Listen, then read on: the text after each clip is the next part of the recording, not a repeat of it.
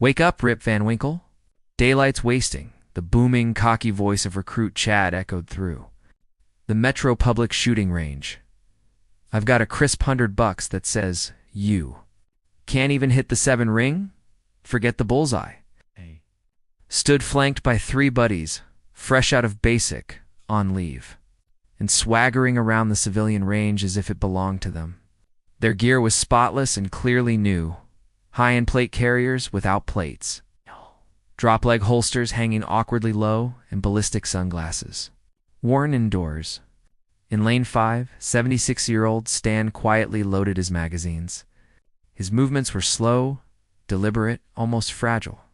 A knitted cardigan despite the heat, loose corduroy pants, a flat cap perched on his thinning hair. His age-spotted hands trembled slightly as he pushed .45 rounds into an old, battered 1911.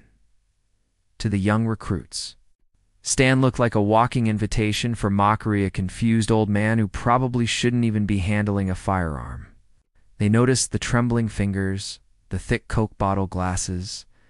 What they didn't notice were the calluses on his trigger finger, or the way his eyes stayed locked on the target, unbroken even under their jeers. Before we watch this frail old man turn a pack of loudmouth bullies into stunned spectators with a display of speed that borders on impossible, take a moment to honor the quiet professionals whose actions speak louder than any bragging. Type silence in the comments if you believe real skill speaks for itself. The range was tense. The recruits had been causing chaos for nearly an hour, rapid-firing their Glocks into the ceiling and floor, celebrating sloppy groups, and irritating every serious shooter around them. Stan had just arrived, keeping to himself, but his slow pace only fueled their adrenaline-charged impatience. "Come on, Pops," the leader Kia taunted, waving a $100 bill. "I'm trying to help you out.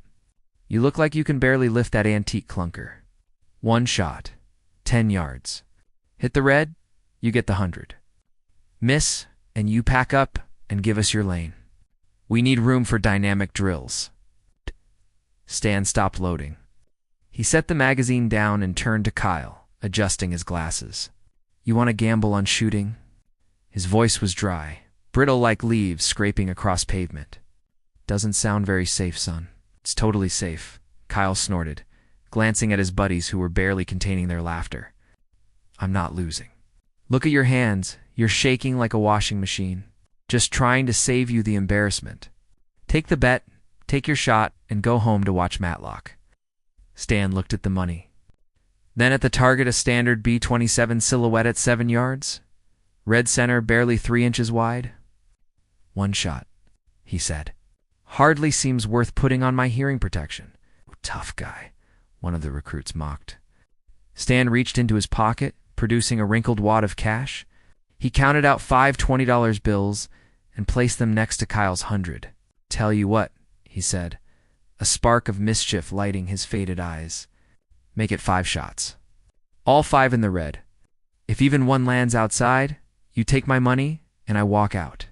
But if all 5 hit," he tapped Kyle's bill, "I take this, and you boys apologize to the lady at the front desk for all the noise."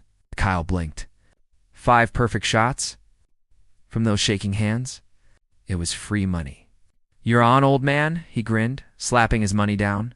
"Just hurry up, I'm starving." Stan nodded. He slipped on his oversized vintage earmuffs, the classic Mickey Mouse style, and lifted his 1911. The pistol was ugly, the finish worn bare, grip tape peeling, every inch of it showing years of hard use. He inserted the magazine. Click. Racked the slide. Clack. "Ready when you are, Grandpa," Kyle shouted. "Try not to croak from the recoil." Stan stood at low ready. He inhaled deeply, and then something shifted. The stooped posture vanished. His feet planted firmly, shoulders squared, elbows locked with the rigid precision of a hydraulic press. The trembling stopped entirely. "Go!" Kyle yelled.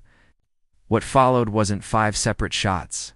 It was a single ripping roar-like fabric being torn by a giant hand. The 1911 cycled so fast, the brass formed a golden arc in the air before the last casing hit the floor. Smoke curled from the barrel. The entire range froze. Shooters 3 lanes over pulled off their ear protection, staring. It had sounded like a machine gun burst.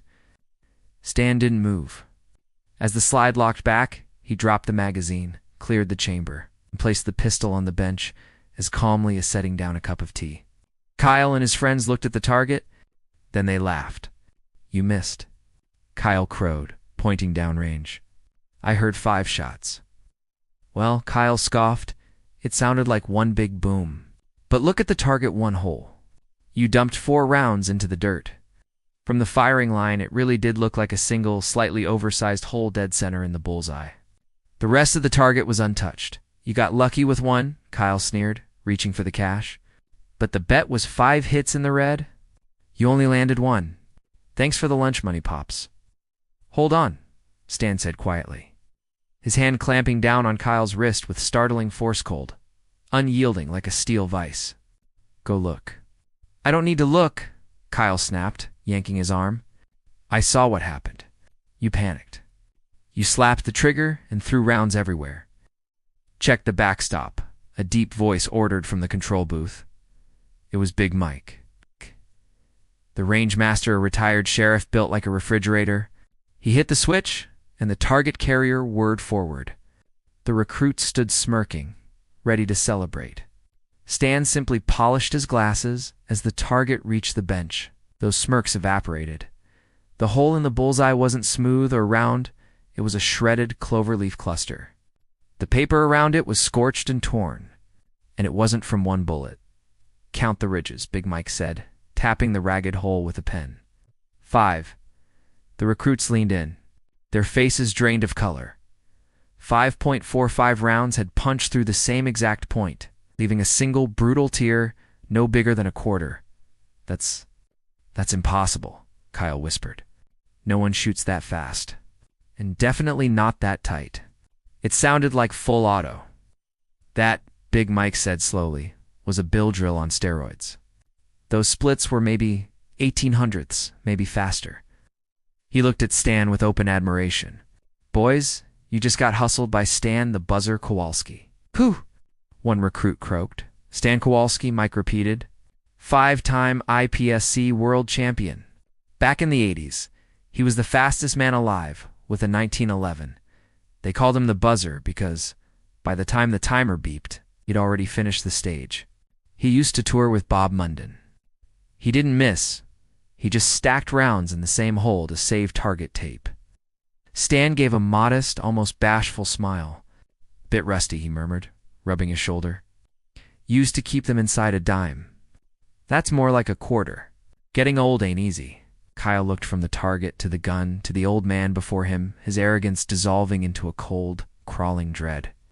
He had challenged a legend, a man whose hands had written chapters of shooting history. He silently pushed the $100 towards Stan. Then he pulled out another 20.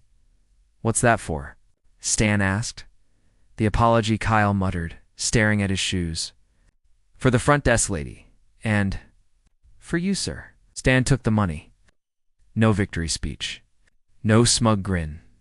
He simply walked to the counter, slipped the entire stack into the Wounded Warrior donation jar, and returned to his lane. "Speed's nice, boys," he said, packing up his old 1911, but accuracy is final. And manners cost nothing. Practice those more than your reloads. The recruits stood silent as Stan shuffled away, cardigan buttoned crooked, looking every bit the fragile old man they'd mocked minutes earlier. But now, they didn't see a relic. They saw a sorcerer. They understood that trembling hands don't matter when the mind is sharp, that true danger doesn't brag or dress the part. Sometimes it wears corduroy, moves quietly, and speaks softly. For the rest of the day, the recruits shot slow, deliberate, respectful. They never underestimated anyone again. We live in a world obsessed with appearances, gear, image, bravado, but Stan proved something timeless. The deadliest warriors rarely look like warriors. True mastery doesn't shout. It simply performs. If this story reminded you why we should always respect our elders because they might just outshoot, outrun, or outthink us, hit that subscribe button. Share this video with someone who needs a reminder in humility. And next time you see an old-timer at the range, do not bet against him.